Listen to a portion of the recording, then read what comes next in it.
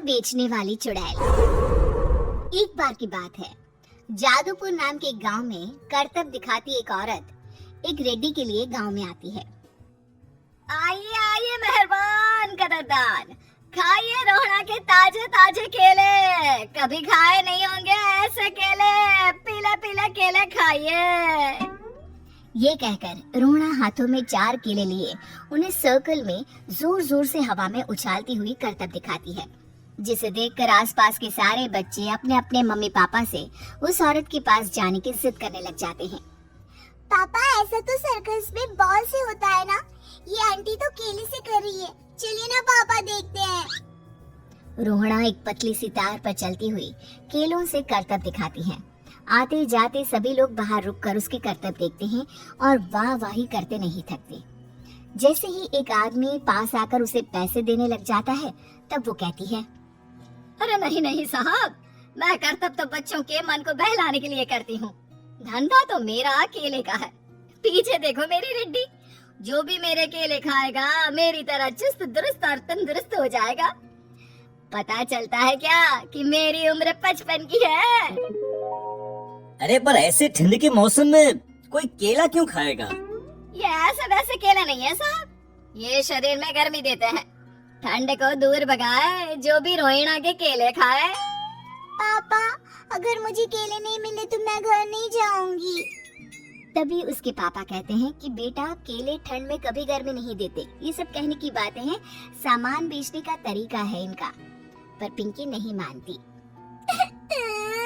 मैं केले खाऊंगी। पिंकी की जिद के आगे नत्थू हार जाता है और उसे केले खरीद कर दे देता है। पिंकी खुश होकर केले घर ले आकर खाती है।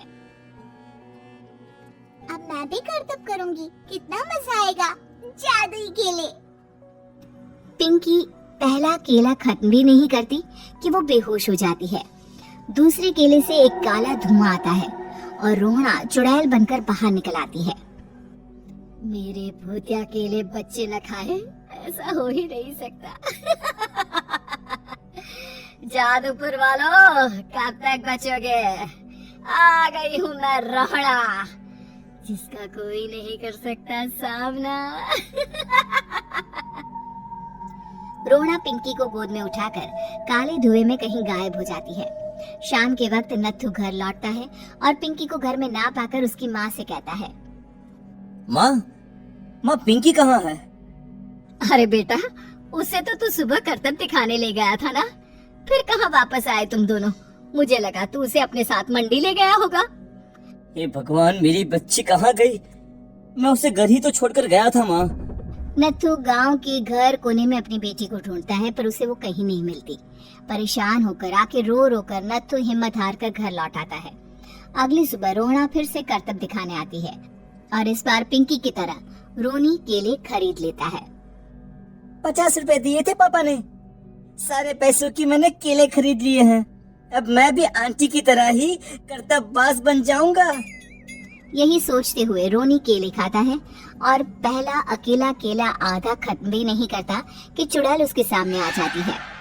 मेरे साथ चलने का समय आ गया है रोनी। ये तो बस शुरुआत है, अब इस गांव के सारे बच्चे धीरे धीरे मेरे कब्जे में होंगे, एक बच्चा भी नहीं बचेगा। ये कहकर रोनी को गोद में लेकर काले धुएं में अदृश्य हो जाती है। इसके बाद हर रोज गांव में से कोई ना कोई बच्चा गायब होता, पर ऐसा क्यों हो रहा है किसी को भी समझ में नहीं आ पा रहा था। रोज की तरह अपनी बेटी पिंकी की तलाश में नत्थू गांव के एक तालाब के पास बैठा रो रहा था। कहाँ गई मेरी पिंकी? शकुंतला के जाने के बाद एक वही तो मेरा सहारा थी।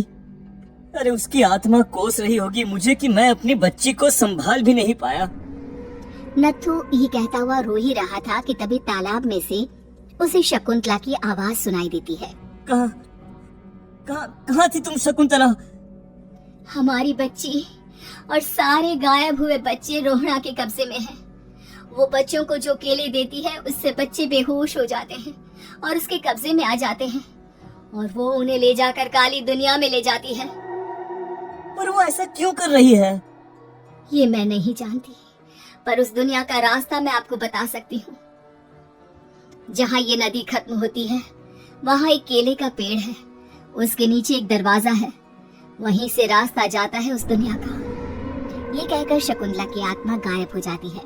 गांव के सभी लोग झुंड बनाकर उसी रास्ते से काली दुनिया में चले जाते हैं और वहाँ देखते हैं कि सारे बच्चे वहाँ काम कर रहे थे। पापा मुझे ले चलो यहाँ से। पापा पापा। सभी बच्चे अपने मम्मी पापा से लिपट जाते हैं। तो तुम लोग यहाँ तक आ गए? क्यों हमारे बच्चों को पकड़ लिया तूने? तुझे शिकारी बनाना है तो ले, हम सब आ गए हैं, हमें खा ले। नहीं, मुझे बच्चे चाहिए। मेरे बच्चे के बदले तुम लोगों के बच्चे। क्या मतलब? मैं इसी गांव में रहने वाली एक औरत थी। केले की चोरी के इल्जाम में मेरे बेटे को गांव वालों ने इतना मारा कि वो मर गया। उसी दिन मैंने ठान लिया कि गांव वालों का भी वही हाल करूंगी। कुछ दिन बाद बेटे के चले जाने के दुख में मैं भी मर गई और मेरी भटकती आत्मा एक चुड़ैल बन गई। और फिर मैंने बदला लिया तुम सबके बच्चे छीनकर। बर्दाश्त नहीं कर पाए ना? सोचो मुझ पर क्या बीती होगी। हमें माफ कर दो रोना। पता नहीं है किसकी गलती थी, पर हम सभी माफी मांगते हैं। हमारी खुशियाँ लौटा दो, तुम भी तो एक माँ हो। गांव वालों की बात सुनकर रोना का मन पिघल जाता है और वो बच्चों को छोड़ देती है। उसके बाद काली दुनिया बच्चों के लिए जादुई दुनिया बन जाती है। अब कोई भी कभी भी वहां आ जा सकता है। कहानी पसंद आई होगी? कृपया हमारे चैनल को सब्सक्राइब करें और सभी अपडेट्स के लिए बेल आइकन जरूर क्लिक करें। और हाँ, वीडियो लाइक और शेयर करना मत भूलिएगा। Bye bye.